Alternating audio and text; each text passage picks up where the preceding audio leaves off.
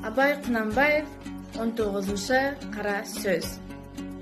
Адам ата-анадан туғанда есті болмайды.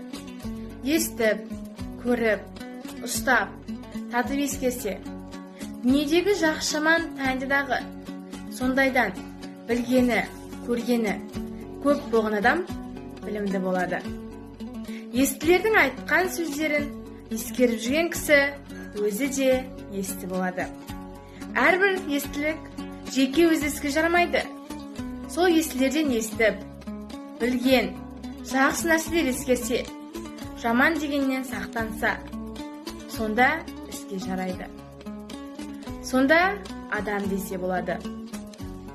Мұндай сөз ескенде шайқақтанып, шалықтанып, не салбырап, салғырттанып естісе, не сол жерде қайта қайырып сұрап, ұғынайын деп тұшынбаса, не сол жерде сөздің расына көз жесе де, шығып кетіп, қайта қалпына кетсе, естіп еспей не керек?